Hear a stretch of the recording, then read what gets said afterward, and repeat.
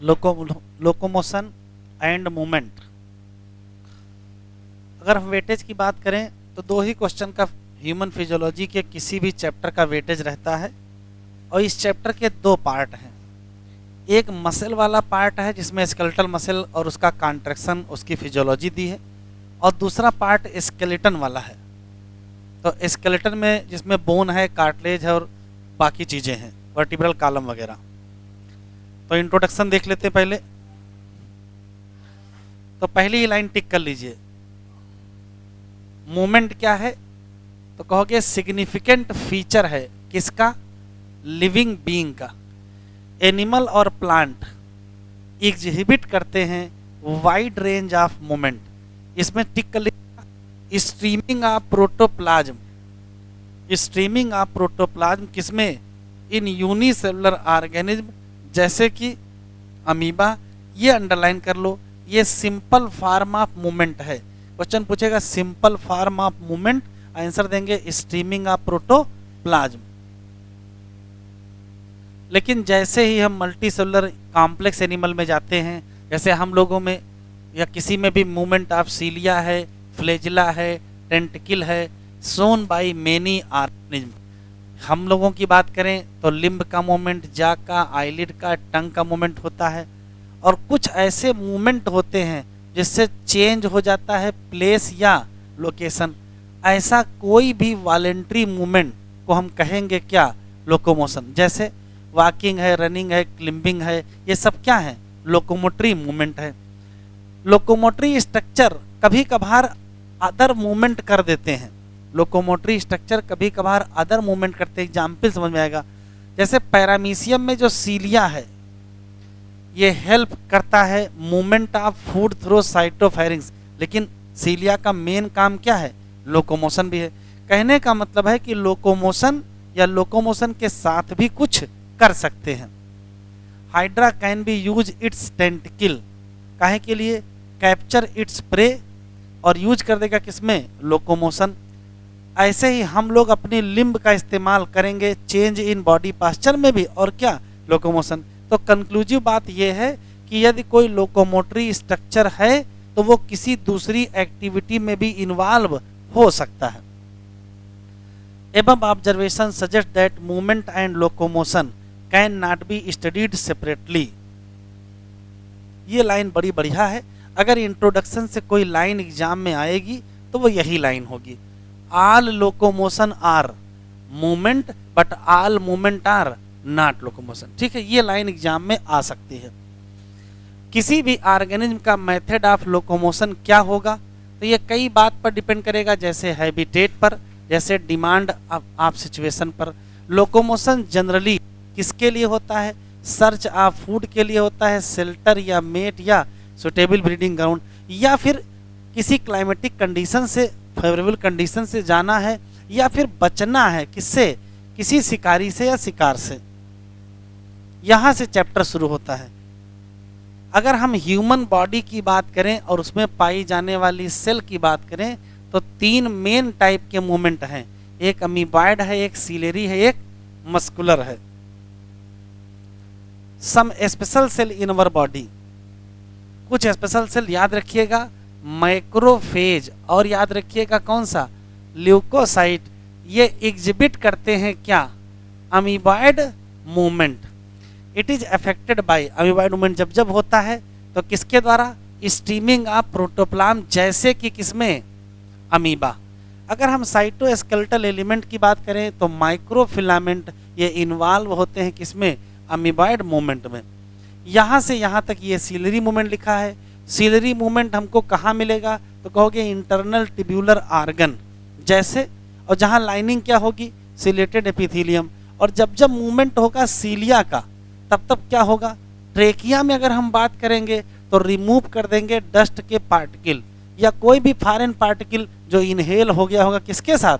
Air के साथ। लेकिन अगर हम जेनिटल ट्रैक्ट में जाएंगे तो पैसेज ऑफ ओवा इन फीमेल रिप्रोडक्टिव ट्रैक्ट भी कौन करेगा? सीलरी। तो सीलरी मूवमेंट के दो एग्जाम्पल दिए हैं, फीमेल जेनिटल ट्रैक्ट में ओवा का मूवमेंट या ट्रेकिया में म्यूकस और फॉरेन पार्टिकल का जो मूवमेंट है उसमें कौन इन्वॉल्व है? सीलरी। हम लोग अपने लिम्ब या जा या टंग का जब मूवमेंट करते हैं तो ये कौन सा मूवमेंट होता है, तो कहोगे ये मस्कुलर मूवमेंट होता है। और इसमें कौन सी प्रॉपर्टी मसल की यूज होती है, कंट्रेक्टाइल प्रॉपर्टी यूज होती है। अब सवाल है कि लोकोमोशन कब होगा, तो लोकोमोशन तभी देखने को मिलेगा जब बेहतर तालमेल होगा 3 लोगों में, मस्कुलर, स्केलेटल और क्या, न्यूरल सिस्टम।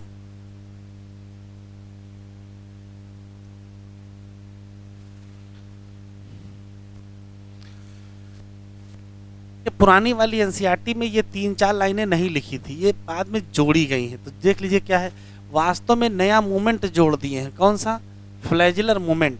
हेल्प इन क्या, स्विमिंग ऑफ स्पर्मेटोजोवा और मेंटेनेंस ऑफ क्या, water current in canal system और लोकोमोशन इन प्रोटिस्ट जैसे यूग्लिना। ये इतनी लाइन पुरानी वाली एनसीईआरटी में नहीं दी थी, ठीक है। तो इनको वास्तव में ये पैराग्राफ यहाँ जोड़ना चाहिए था, उसके बाद मसल हेडिंग डालनी चाहिए थी। अब हेडिंग है मसल, और मसल के बारे में पढ़ेंगे यहाँ से। मसल क्या है, तो कहोगे स्मल टिश्यू है। पहला सवाल है कितने परसेंट, 40 to 50% बॉडी वेट कौन बनाता है, मसल बनाता है। किसी भी मसल में कौन सी प्रॉपर्टी होती है, तो 4, एक्साइटेबिलिटी, कॉन्ट्रैक्टिलिटी, एक्सटेंसिबिलिटी और इलास्टिसिटी। मसल की क्लासिफाई किया गया है डिफरेंट क्राइटेरिया, जैसे लोकेशन के आधार पर, अपीयरेंस के आधार पर या रेगुलेशन ऑफ एक्टिविटी के आधार पर। 3 नाम दिए हैं, स्केलेटल, विसरल और कार्डियक। ये तीनों नाम किस आधार पर हैं, तो याद रखिएगा लोकेशन के आधार पर है। सबके बारे में अलग अलग लिखा है, अलग अलग पढ़ेंगे।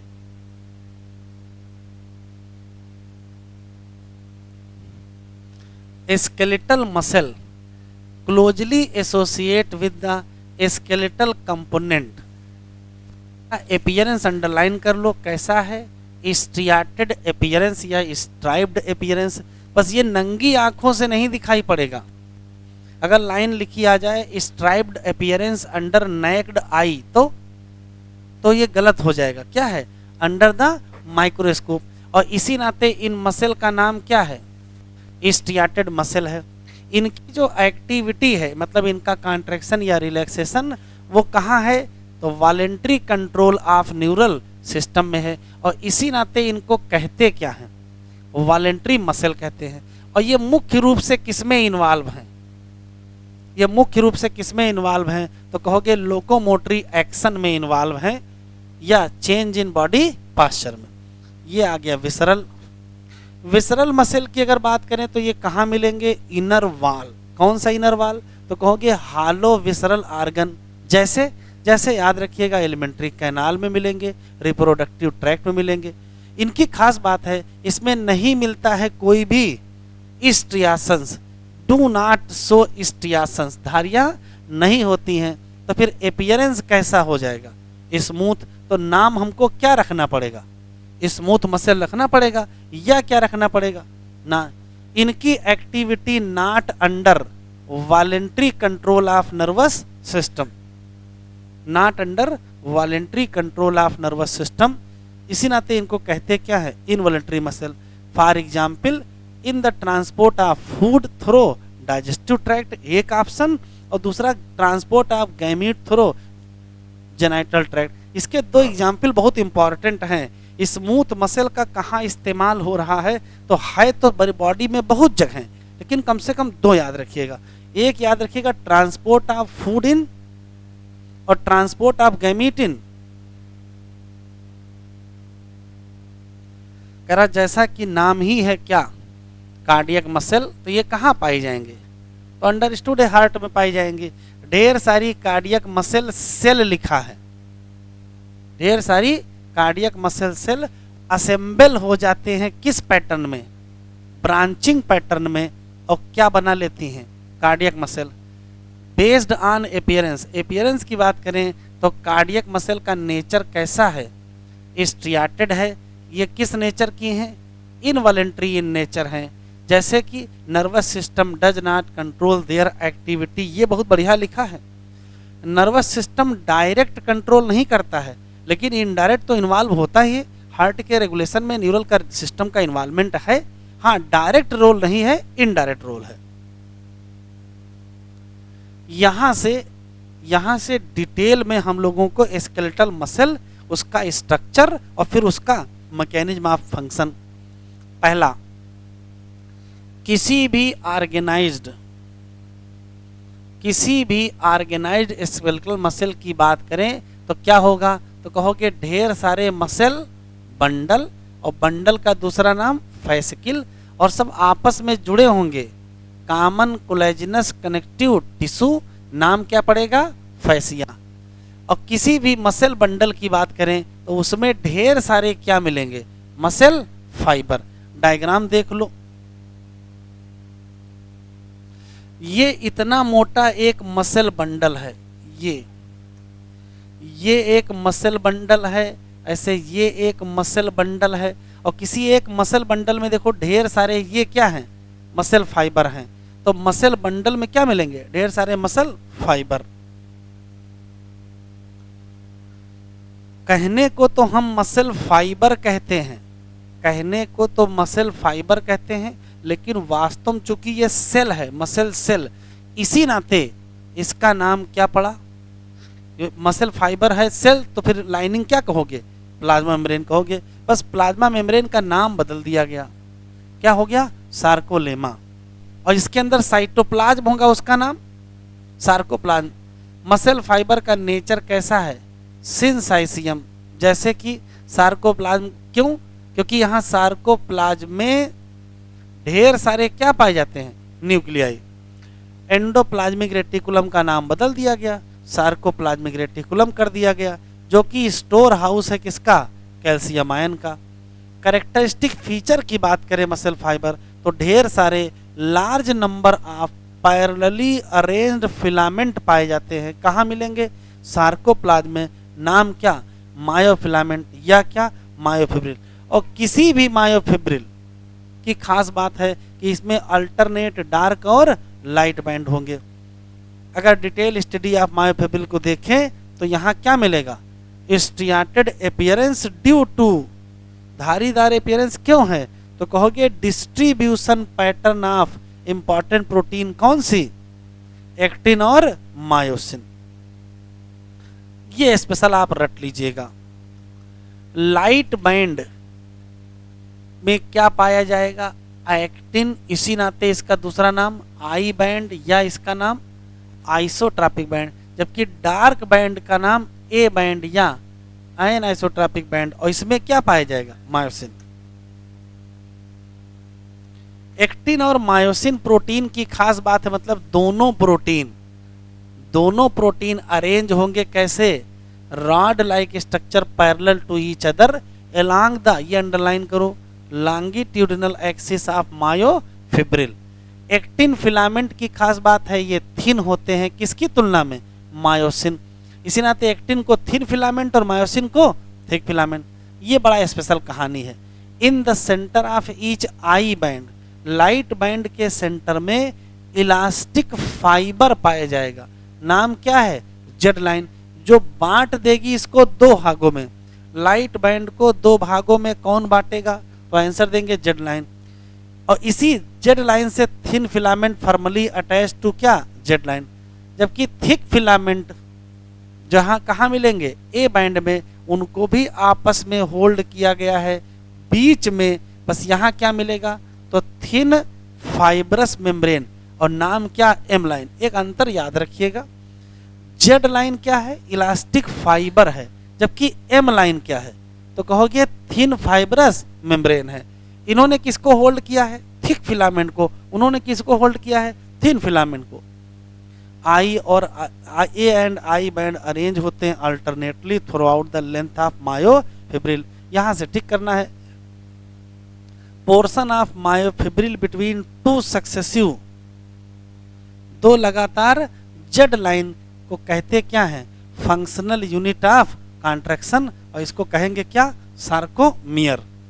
In the resting state, in the resting state ध्यान रखिएगा, एज का मतलब किनारे, किसके, थिन फिलामेंट के, on either side of thick filament, ये क्या लिखा है, पार्शियली ओवरलैप करेंगे किससे, free end of thick filament. मतलब मान लेते हैं ये थिन फिलामेंट है और ये मान लेते हैं कि थिक फिलामेंट है, तो थिन फिलामेंट और थिक फिलामेंट के किनारे क्या कर रहे हैं, ओवरलैप कर रहे हैं, पार्शियली ओवरलैप।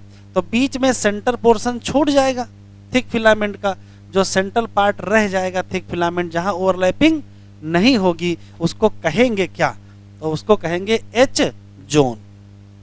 डायग्राम देख लो, यहां से लेकर के यहां तक ये क्या है, थिक फिलामेंट है और ये थिन फिलामेंट। देखो इतना हिस्सा क्या है, ओवरलैप, इतना हिस्सा क्या है, ओवरलैप, ये बीच में ओवरलैप नहीं है, तो जो ओवरलैप नहीं है उसको क्या कहते हैं, एच जोन कहते हैं। Structure of contractile protein,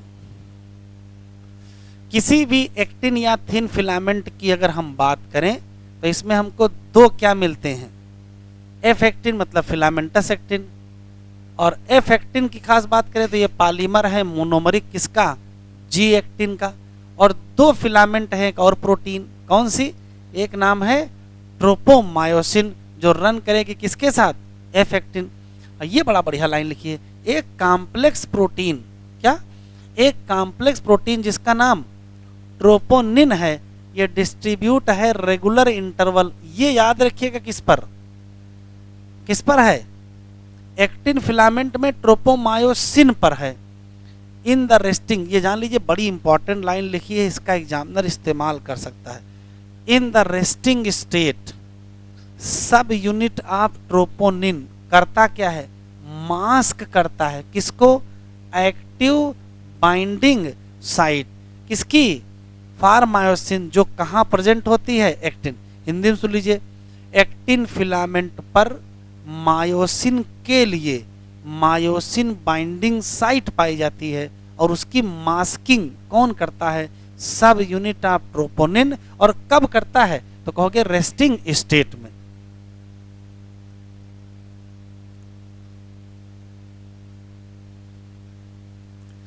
each myosin या थिक फिलामेंट भी क्या है, एक पॉलीमेराइज प्रोटीन है, ढेर सारी मोनोमरिक प्रोटीन है जिनका नाम क्या है, मीरोमायोसिन, कॉन्स्टिट्यूट क्या, वन थिक फिलामेंट। ठीक है, ढेर सारे मीरोमायोसिन मिलकर के एक थिक फिलामेंट बना लेती हैं। किसी भी मीरोमायोसिन की बात करें तो दो इंपॉर्टेंट पार्ट हैं, एक क्या है, ग्लोबुलर हेड है, साथ में क्या है, शार्ट आर्म है, और क्या है, टेल। हेड की बात करें और शार्ट आर्म की बात करें तो बना होता है हैवी मीरोमायोसिन, जबकि टेल की बात करें तो बना होता है लाइट। हैवी मीरोमायोसिन मतलब हेड और शार्ट आर्म, ये निकला रहता है एक रेगुलर इंटरवल पर, रेगुलर डिस्टेंस, बहुत बढ़िया लिखा है, रेगुलर डिस्टेंस और रेगुलर एंगल। इधर देखो, जैसे मान लेते ये है थिक फिलामेंट और ये हेड निकले हैं, ऐसे निकले हैं, तो इन दोनों के बीच की जो दूरी होगी वही इन दोनों बीच की दूरी होगी, मतलब दो के बीच की दूरी भी क्या होगी, बराबर रेगुलर, और जो एंगल होगा ये, वो एंगल भी सबका क्या होगा, बराबर होगा। रेगुलर डिस्टेंस और regular angle from the surface of myosin filament as a किस फॉर्म में निकला होगा, तो आंसर देंगे क्रॉस आर्म। ग्लोबुलर हेड बहुत खास है, यहाँ पाया जाएगा एटीपेज एंजाइम, और बाइंडिंग साइट पाई जाएगी किसके लिए, एटीपी, और बाइंडिंग साइट पाई जाएगी किसके लिए, एक्टिन। डायग्राम देख लीजिए, ये एफ एक्टिन का फिलामेंट है, इसके दो हैं, ये ट्रोपोमायोसिन है, ये दो हैं, और ये मेनी है। बस याद रखना किससे अटैच है, तो ट्रोपोमायोसिन। यहाँ देख लीजिए, ये एक मीरोमायोसिन बना हुआ है, और इस मीरोमायोसिन में देखें, ये एक मीरोमायोसिन है जिसमें ये हेड है, ये शार्ट आर्म है, और ये टेल है। हेड और शार्ट आर्म मिला करके क्या बनता है, तो कहोगे क्रॉस आर्म। ये याद रखिएगा, ऊपर की तरफ एक्टिन बाइंडिंग साइट है और नीचे क्या है, एटीपी बाइंडिंग साइट है। तो ये स्ट्रक्चर याद रखिएगा, एग्जाम आ सकता है। यहां से है कॉन्ट्रैक्शन की mechanism. Mechanism of muscle contraction best explained by, किससे? Sliding filament theory. और ये कहती क्या है कि कॉन्ट्रैक्शन होना है किसका? मसल फाइबर का, takes place by sliding of thin filament over the क्या? Thick filament. स्लाइडिंग किसकी होनी है? Thin filament. और किसके ऊपर होनी है? ये उल्टा मत कर दीजिएगा, थिक की स्लाइडिंग मत कर दीजिएगा, थिन की स्लाइडिंग है थिक फिलामेंट पर। बताओ मसल कॉन्ट्रैक्शन कब शुरू होगा? मसल कॉन्ट्रैक्शन कब शुरू होगा? तो कहोगे जब सिग्नल सेंट बाई किसके द्वारा? सेंट्रल न्यूरल सिस्टम वाया क्या? Motor neuron. और एक मोटर न्यूरॉन ले लीजिए, उसके साथ क्या ले लीजिए? Muscle fibre. ये कनेक्ट है, ये कॉन्स्टिट्यूट करेगा क्या? Motor unit. Junction between neuron and muscle की सार्कोलेमा, इसको कहते क्या है? न्यूरोमस्कुलर जंक्शन, या दूसरा नाम जैसे ही न्यूरल सिग्नल पहुंचेगा कहाँ? न्यूरोमस्कुलर जंक्शन पर, क्या निकलेगा? न्यूरोट्रांसमीटर। कौन सा? और वो जनरेट करा देगा क्या?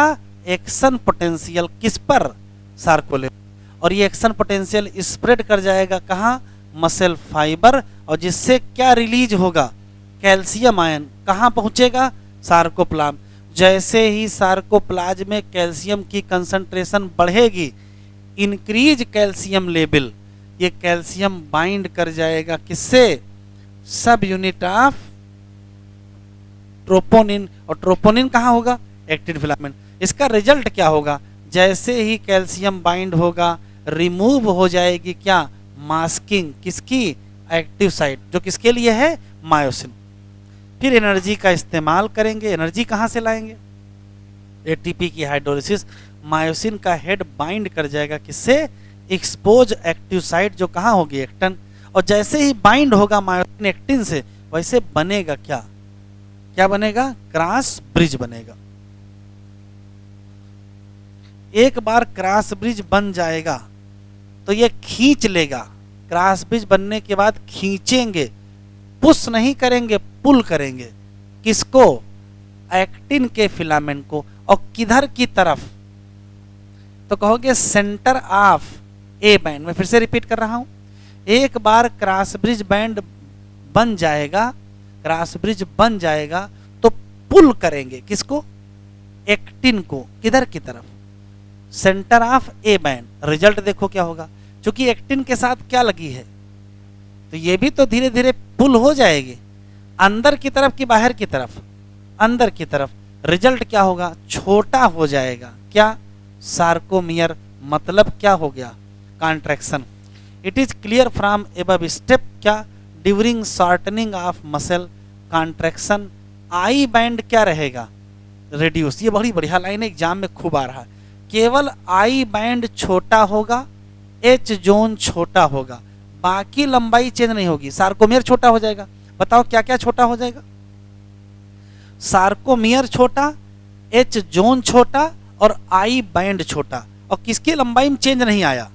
ए बैंड की लंबाई में चेंज नहीं आया। ठीक है, क्या थिन और थिन फिलामेंट की लंबाई में आ गया चेंज? फिर से सुन लीजिए, आराम से बताएं कौन कौन सी चीज छोटी हो गई? सार्कोमियर छोटा, आई बैंड छोटा, एच जोन छोटा। किसकी किसकी लंबाई में चेंज नहीं आया? ए बैंड नहीं छोटा हुआ, थिन फिलामेंट भी छोटा नहीं हुआ, थिक फिलामेंट भी छोटा नहीं हुआ। ए बैंड की लेंथ क्या रही? रिटेन रही। फिर मायोसिन क्या करेगा? रिलीज कर देगा एडीपी एंड पी और रिलैक्स स्टेट में पहुंच जाएगा। फिर नई एटीपी बाइंड करेगी। जैसे ही बाइंड करेगी क्रॉस ब्रिज क्या हो जाएगा? टूट जाएगा।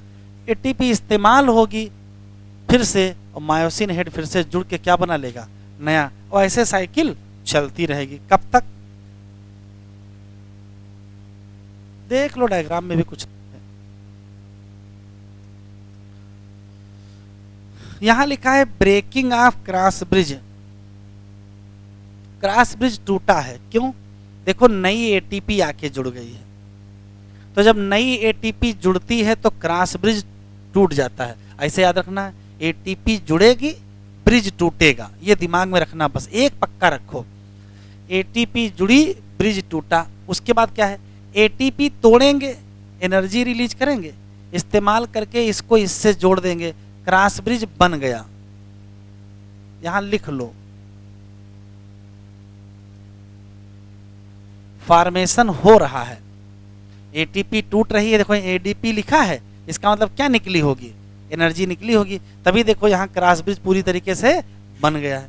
उसके बाद क्या होगा, उसके बाद पुल होगा, पुल होगा, खींचेंगे, उसके बाद फिर क्या करेंगे, एडीपी और पी क्या किया गया, रिलीज किया गया। और जैसे एडीपी और पी रिलीज करोगे मायोसिन हेड रिलैक्स नहीं हो जाएगा, उसके बाद फिर से नई एटीपी जुड़ेगी, ये ब्रिक हो जाएगा, साइकिल चलता रहेगा। 3 क्वेश्चन याद रखिएगा। पहला, क्रॉस ब्रिज कब टूटेगा, जब नई एटीपी जुड़ेगी, याद जरूर रखो, समझ में आए चाहे ना आए। फिर दूसरा सवाल है कि क्रॉस ब्रिज कब बनेगा, तो कहोगे जब एटीपी टूट के एनर्जी निकलेगी।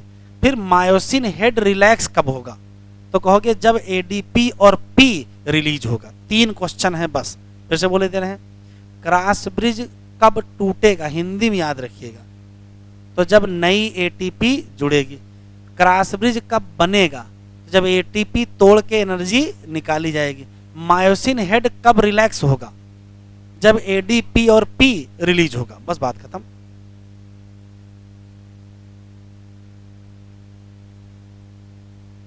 कह रहा है क्रॉस ब्रिज बनने और टूटने का कहानी कब तक चलेगी, तो जब तक आपको कॉन्ट्रैक्शन होगा ये प्रोसेस कंटिन्यू रहेगी।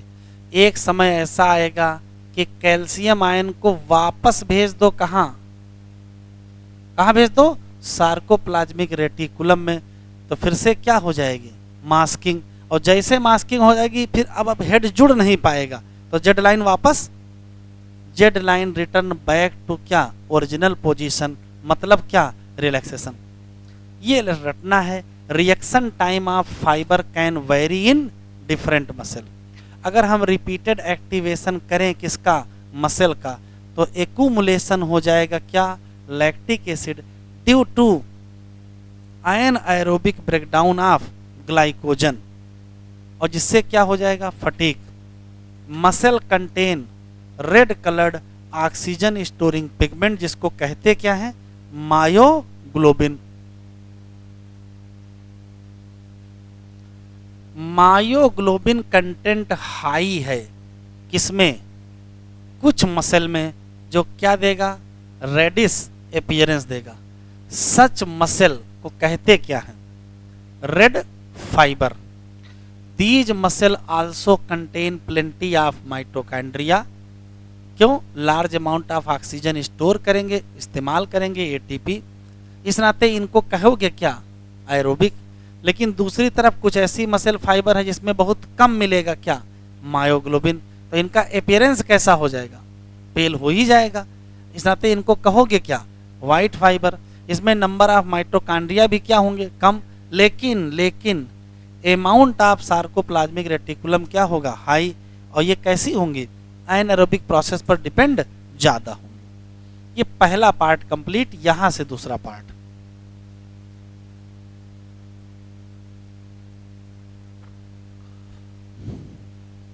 Skeletal system. स्केलेटल सिस्टम में क्या पाया जाएगा, फ्रेमवर्क ऑफ बोन, और साथ में क्या पाए जाएंगे, कुछ cartilage. This system has a significant role in movement shown by, कह रहा इमेजिन करो चीविंग विदाउट जा, ऐसे कैसे इमेजिन कर लेंगे, सफर जी कहानी, यहां से पढ़ो। अच्छा ये पढ़ लेते हैं। बोन की बात करें तो बहुत हार्ड मैट्रिक्स होता है क्योंकि, और कार्टिलेज की बात करें थोड़ा प्लेबल मैट्रिक्स होता है क्योंकि कॉन्ड्रोइटिन साल्ट होता है। हम लोगों के स्केलेटल सिस्टम में कितनी हड्डियां हैं, 206, और साथ में कुछ क्या है, कार्टिलेज। जितनी हड्डियां हैं उनको 2 ग्रुप में बांट दिया गया, एक्जियल और एपेंडिकुलर। तो अगर एक्जियल में कितनी है, 80 है, तो एपेंडिकुलर में तो 126 होगी। आगे बढ़ा दीजिए, यहीं लिख दीजिए।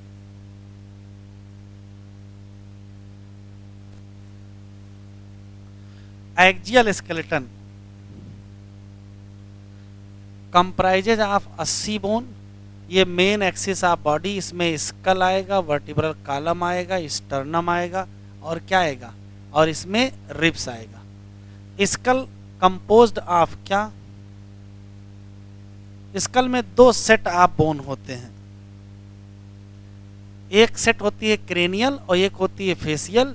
ये होती हैं 8, ये होती हैं 14, तो सब मिला करके कितनी हो जाएंगे, टोटल 22 हो जाएंगे।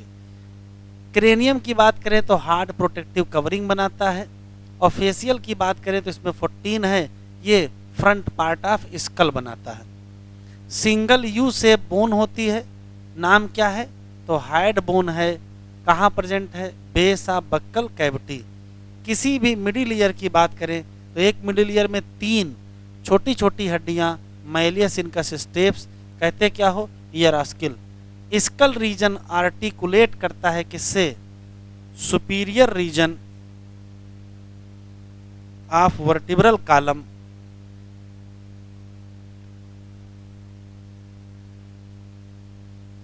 School articulate with the superior region of vertebral column with help of 2 occipital condyle, और कहते क्या है इसको, डाइकोंडाइलिक स्कल।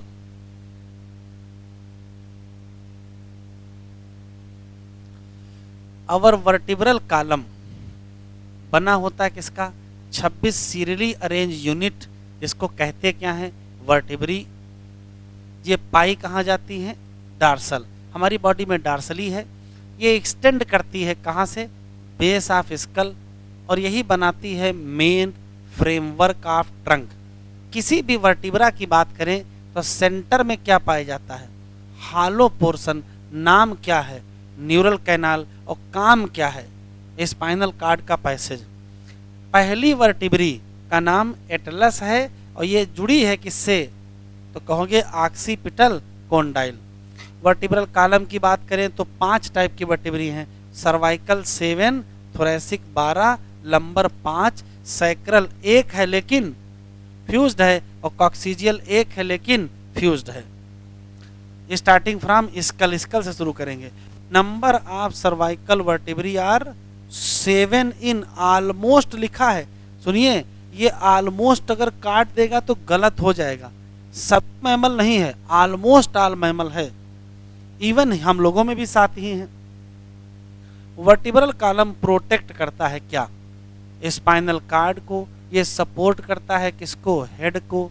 ये सर्व करता है point of attachment of rib end musculature of back. और स्टर्नम क्या है, फ्लैट बोन है, कहाँ, ventral mid line of thorax.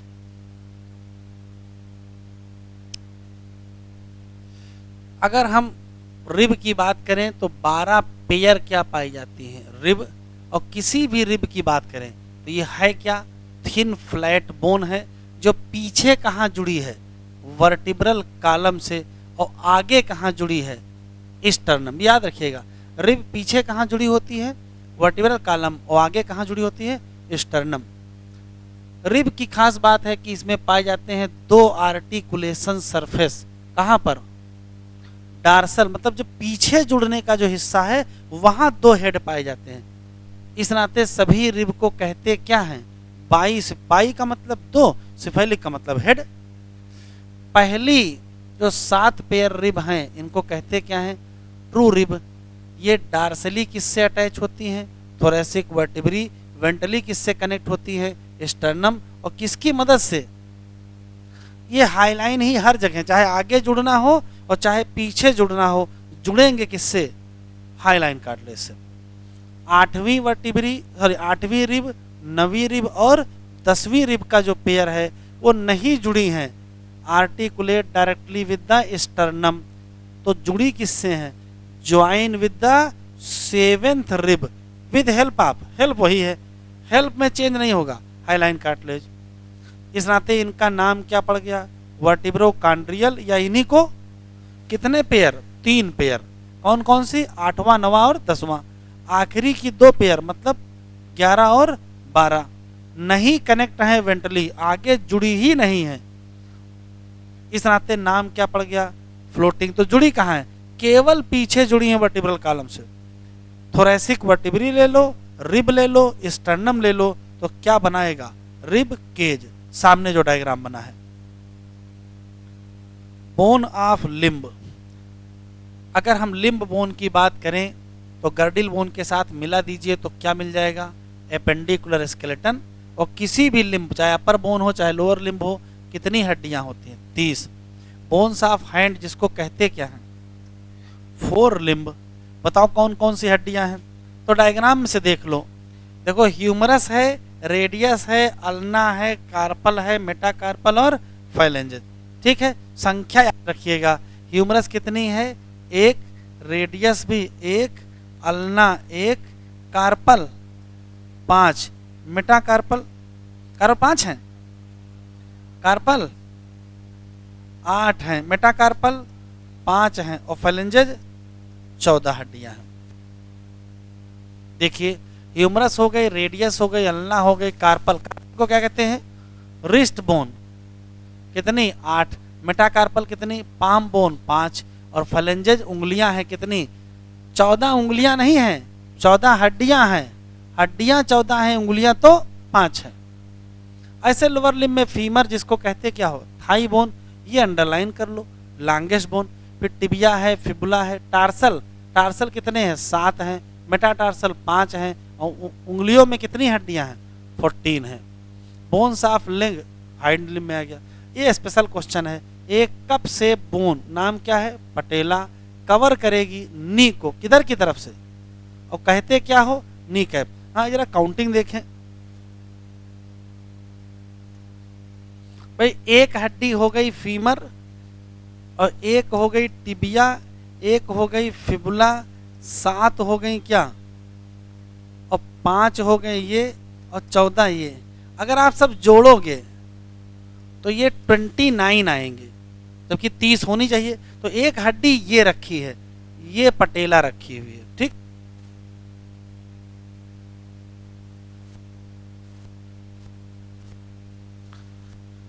हमारे पास 2 गर्डिल बोन हैं, एक पेक्टोरल गर्डिल और पेल्विक गर्डिल।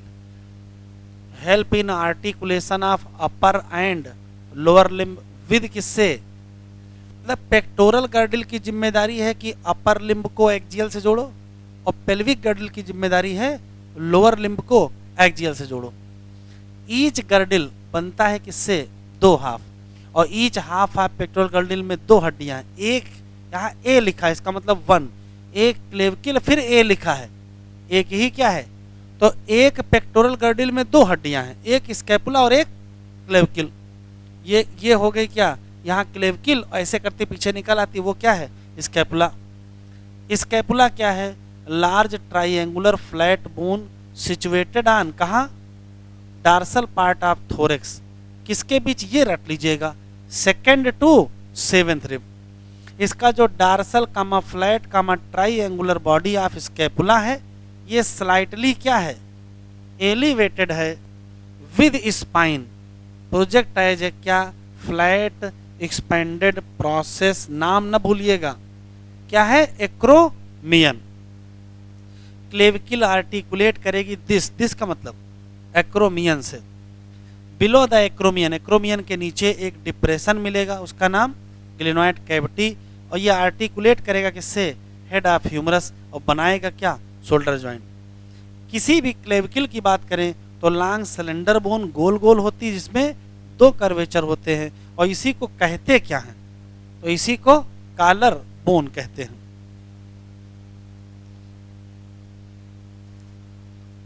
पेल्विक गर्डिल में पाई जाएंगी 2 coxal bone. Each coxal bone बनेगी किससे, फ्यूजन ऑफ 3 बोन, कौन सी, इलियम, इस्चियम और pubis, at fusion of above bone, जहां ऊपर की हड्डियां तीनों जुड़ती हैं, वहां एक कैविटी मिलती जिसका नाम एस्टाबुलम, और इसी में क्या फिट हो जाएगी, थाई बोन, और क्या बना लेगा, हिप जॉइंट। 2 हाफ, ये रटिएगा, 2 हाफ ऑफ पेल्विक गर्डिल आगे मिलता है, 2 half of pelvic girdle meet ventrally, और क्या बनाएगा, प्यूबिक सिम्फाइसिस। क्या भरा होगा, फाइब्रस कार्टिलेज। जॉइंट एसेंशियल हैं for all type of movement जिसमें क्या हो, बोनी पार्ट हो। अगर बोनी पार्ट हैं तो जॉइंट जरूर होगा। लोकोमोटरी मूवमेंट इसका अपवाद नहीं है।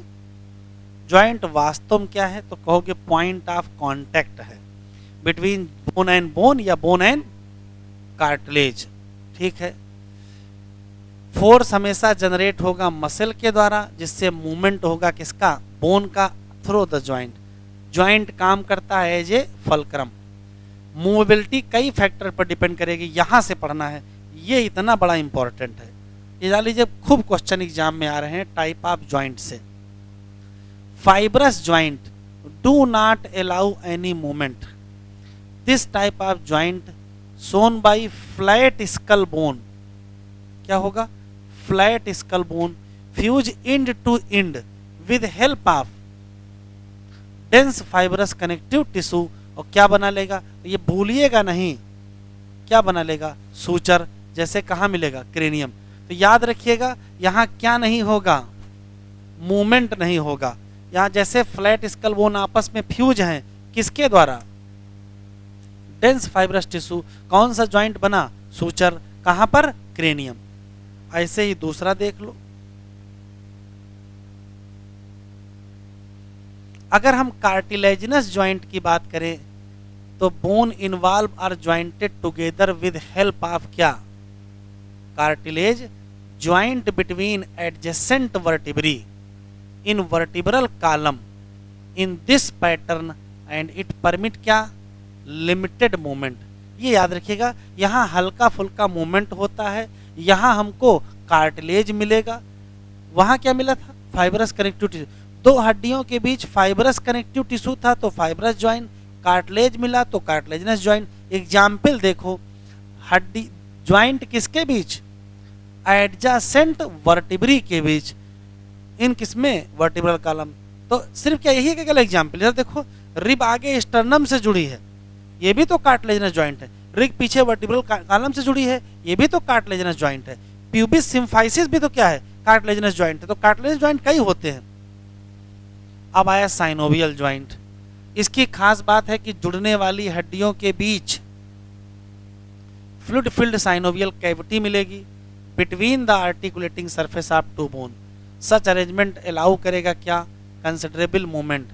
These joint help in locomotion and क्या, other movement. Ball and socket joint किसके बीच, humerus and pectoral girdle. Hinge joint, knee joint. Pivot joint, atlas और एक्सिस। ग्लाइडिंग ज्वाइंट किसके बीच, बिटवीन कार्पल। और सैडल ज्वाइंट बड़ा बढ़िया है, between carpal and metacarpal of thumb. ये कुछ एग्जाम्पल दिए, सारे नहीं दिए हैं। एग्जामिनर इस हेडिंग से भी बहुत खुश है, इतना खुश है कि अगर इस चैप्टर से एक सवाल पूछना होगा तो ये डिसऑर्डर से क्वेश्चन आ जाएगा। खूब सवाल आ रहा है डिसऑर्डर से। देखो पहला सवाल है मायस्थीनिया ग्रेविस। जितना लिखा है एनसीईआरटी में बस उतना याद रखिएगा। पहला सवाल है बीमारी बताओ कैसी है, ऑटो इम्यून। किसको इफेक्ट करती है, न्यूरोमस्कुलर जंक्शन। एक दो क्वेश्चन। क्या हो जाता है, फटीग। क्या हो जाता है, वीकनेस। क्या हो जाता है, पैरालिसिस। किस मसल में, जानते हो एग्जामिनर क्या करेगा, आखिरी में यहां लिख देगा स्मूथ मसल, हो जाएगा गलत। क्वेश्चन सुने, कैसी बीमारी, ऑटो इम्यून। क्या इफेक्ट करेगा, न्यूरोमस्कुलर जंक्शन। क्या हो जाएगा, फटीग। और क्या, वीकनेस। और क्या, पैरालिसिस। किसकी, खत्म। मस्कुलर डिस्ट्रॉफी क्या है, प्रोग्रेसिव डीजनरेशन है।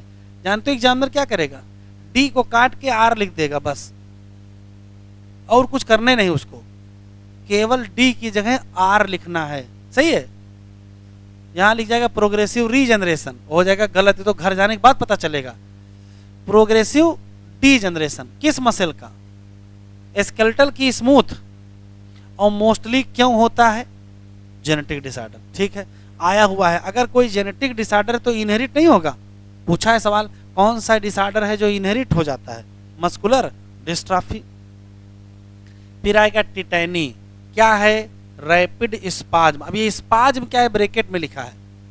ये वाइल्ड कॉन्ट्रैक्शन का मतलब ऐसा कोई कॉन्ट्रैक्शन जिसका नियम कानून ना हो, कहीं से भी ऐठन होने लगे, इसको वाइल्ड कॉन्ट्रैक्शन कहते हैं। क्यों, कहाँ होता है? मसल में। ये भी मसल स्केलेटल ही होगी। अच्छा, क्यों होता है? तो कहोगे low calcium in body fluid. सब क्वेश्चन है। ये स्केलेटन की बीमारियां हैं। Arthritis, inflammation in joint, osteoporosis, age related disorder characterise by decrease क्या? बोन मास, बड़ा बढ़िया है। और इंक्रीज क्या? Chance of. तो क्या घटेगा क्या बढ़ेगा? बोन मास घटेगा, चांस ऑफ फ्रैक्चर बढ़ेगा। एग्जामिनर उल्टा कर देगा, जहां इंक्रीज है वहां डिक्रीज कर देगा, और जहां डिक्रीज है वहां इंक्रीज लिखेगा। Increase bone mass and decrease chance of fracture. आपको मिलता वैसा ही मिलता जुलता लगेगा, लेकिन गलत है। क्यों हुआ? Decrease level of oestrogen is common cause. आगे लिख दीजिए इन फीमेल। क्या मेल में हो जाएगा ये? भाई एस्ट्रोजन का लेवल घटेगा तो फीमेल में ही तो घटेगा। गाउट क्या है? सूजन है, किसमें? ज्वाइंट। क्यों? एक्यूमुलेशन किसका? Uric acid. खत्म। कल मिलेंगे। कौन सा चैप्टर? न्यूरल पढ़ेंगे।